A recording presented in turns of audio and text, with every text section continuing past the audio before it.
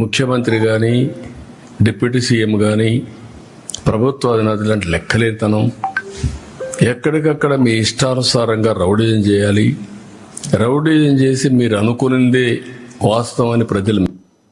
Right. Vijay Kiran గారు, చంద్రబాబు నాయుడు గారు మాట్లాడిన మాటల్లో వాస్తవం ఉందంటారా? ఇక్కడ వైసీపీ వాళ్ళు అయితే దానికి 100% తప్పు పడుతున్నారు, ఏమంటారు మీరు? సార్, ఇప్పుడు చంద్రబాబు నాయుడు గారు చెప్పి 100% కరెక్ట్. ఇప్పుడు జరిగినటువంటి సంఘటనకు సంబంధించి ఇందాక లక్ష్మణ్ గారు అనేకమైనటువంటి విషయాలు చెప్పారు. ఇది మన పవన్ కళ్యాణ్ గారికి దేవుడు నమ్మకం లేదో, లేకపోతే ఇంకోటో. ఇక్కడ పవన్ కళ్యాణ్ గారా లేదు చంద్రబాబు నాయుడు గారా కిరణ్ ఇంకోట కాదండి.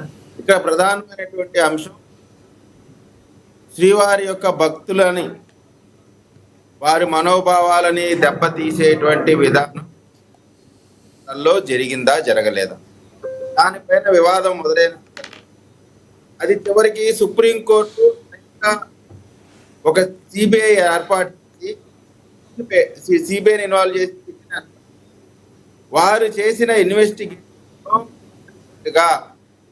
ఆ కల్తీ జరిగినటువంటి మాట వాస్తవం, ఆ లడ్డులో ఉపయోగించినటువంటి దాంట్లో అది అసలు నెయ్యే కాదు, నెయ్యి లాంటి పదార్థం, అటువంటి పదార్థాలతో ఉపయోగించి కల్తీ చేశారు అనేటువంటి తేట తెల్లనగా క్లియర్గా రిపోర్ట్ ఇచ్చిన తర్వాత ఏమంటారు, దాంట్లో ఏదేదో కలవలేదంటున్నారు. మీకు ఎక్కడ ఆలోచించాల్సిందంటే 10% కంటే పైన కలిపితే మాత్రమే దాన్ని ఐడెంటిఫై అవుతుంది, 10% కంటే తక్కువ అయితే దాంట్లో ఐడెంటిఫై అవ్వడానికి కూడా అవకాశం లేనటువంటి పరిస్థితి. సరే, ఇక్కడ ఏది కలిసింది అనేది కాదు, అసలు కలిపిందే కల్తీ, అది అసలు నెయ్యే కాదని చెప్పినాక వాళ్ళు పక్కాగా పట్టపగలు దొరికిపోయినాక వీళ్ళ వితండవాదం ఏంటో అర్థం కాదు. వాళ్ళు కల్తీ చేసి చంద్రబాబు నాయుడు గారు పవన్ కళ్యాణ్ గారు లేదు క్షమాపణ చెప్పమని కోరటం అంటేనే అంటే వీళ్ళు ఏంటంటే ఒక వాళ్ళు కల్తీ జరిగిన దాన్ని ప్రజల మధ్య జరగకూడదు, ఆ కల్తీకి సంబంధించిన అంశాన్ని డైవర్ట్ చేసేటువంటి ప్లాన్ లో భాగంగా వారు చేసినటువంటి పంచినటువంటి కుట్రలో భాగంగా చేసినటువంటి నానా అంశం. ఇప్పుడు అంబటి రాంబాబు గారు గతంలో ఈ గవర్నమెంట్ అదే తిరుమలకి వెళ్ళి ఉంది, ఇక్కడ ఉన్నటువంటి మొత్తం కూడా ఇప్పుడు ఉన్నటువంటి వ్యవస్థ, భోజనాలు కానివ్వండి, అక్కడ ఉన్నటువంటి మెయింటెనెన్స్ కానీ అద్భుతంగా ఉంది అనేటువంటి మాట అంబటి రాంబాబు గారు చెప్తే, అదే కొండపైన ఏ విధమైనటువంటి దారుణమైన పరిస్థితులు ఉన్నాయి, ఆ భోజనాలు ఎలా ఉన్నాయి అటువంటిది ప్రజలు చెప్పారు గత 5 సంవత్సరాల పరిపాలనలో. సో ఇప్పుడు ఆ కొండపైన జరుగుతున్నటువంటి మంచిని ఏ విధంగా అయితే అంబటి రాంబాబు గారు పొగిడారో, ఆ దెబ్బతో బెంబేలు ఎత్తిపోయినటువంటి వైఎస్ఆర్ కాంగ్రెస్ పార్టీ అధిష్టానం అంబటి రాంబాబు గారినే దీని మీద గొడవ చేయడానికి ఒక పాముగా వాడుకున్నటువంటి పరిస్థితి కూడా మనం చూస్తా ఉన్నాం. ఇప్పుడు జరిగినటువంటి సంఘటన ఏమో కల్తీ నెయ్యి, చివరికి దాన్ని ఎండ్ రిజల్ట్ ఎక్కడికి తీసుకొచ్చారు, కులాల మధ్య ఇచ్చు రేపేటువంటి ప్రయత్నం.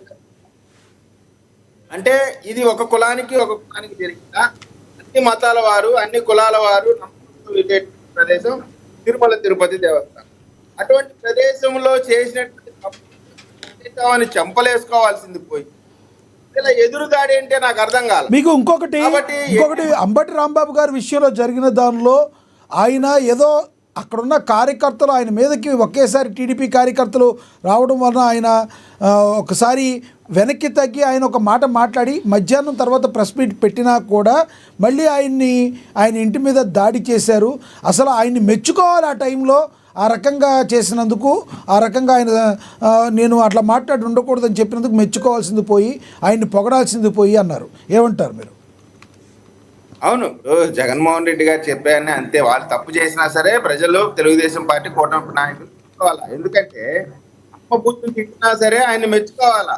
ఆయన తిట్టాడు కాబట్టి ఇప్పుడు మీరు ఆయన క్షమాపణ చెప్తున్నాననే మాట అంబటి రాంబాబు గారి నోట్లో నుంచి వచ్చినట్టు మీరు చూపిస్తే ఏది చెప్పినా దానికి నేను అని చెప్పి నేను వెళ్ళిపోతాను. ఎక్కడా కూడా క్షమాపణ చెప్తున్నా అనే మాట లేదు. Point number 1.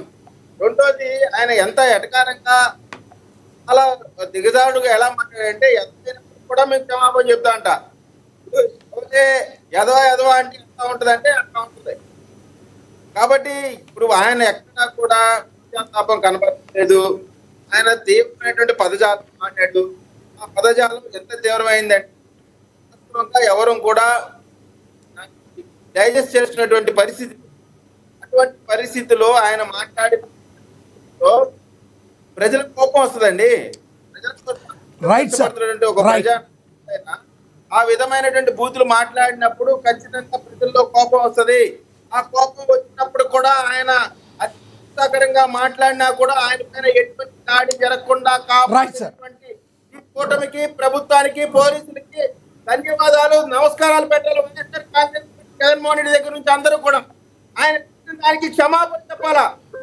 జగన్మోహన్ రెడ్డి గారు జరిగిన దానిపైన ఏమన్నా రాంబాబు గారితో క్షమాపణ చెప్తారో లేదో, నేను నా నాయకత్వంలో పనిచేసినటువంటి నాయకుడు మాట్లాడే నన్ను క్షమించండి అన్న మాట మాట్లాడారా అని మా నాయకుడు అంటున్నాడు. మీరెవరు కూడా ఆవేశపడకండి, వాళ్ళు తప్పు చేసినా మీరు తప్పుగా ప్రవర్తించమాకండి అని మా నాయకులు అందరిపైన కూడా చట్ట ప్రకారం కేసు పెట్టినటువంటి ఈ ప్రభుత్వం. రైట్, విజయ్ కిరణ్ గారు. ఎస్, మళ్ళీ మాట్లాడతాను మీతో. మీ దగ్గర కొంచెం అక్కడక్కడ వాయిస్ కట్ అవుతుంది. ఒకసారి మీరు సరి చూసుకోండి సిగ్నల్ అక్కడ. రీకనెక్ట్ కండి, ఒకసారి అవన్నీ క్లోజ్ చేసుకుని రీకనెక్ట్ కండి. మళ్ళీ మాట్లాడతాను మీతో. నేను మనతో ఫోన్లో అందుబాటులో ఉన్నారు సీనియర్ జర్నలిస్ట్ అక్షర్ సత్యం గారు ఉన్నారు, ఆయనతో మాట్లాడదాం.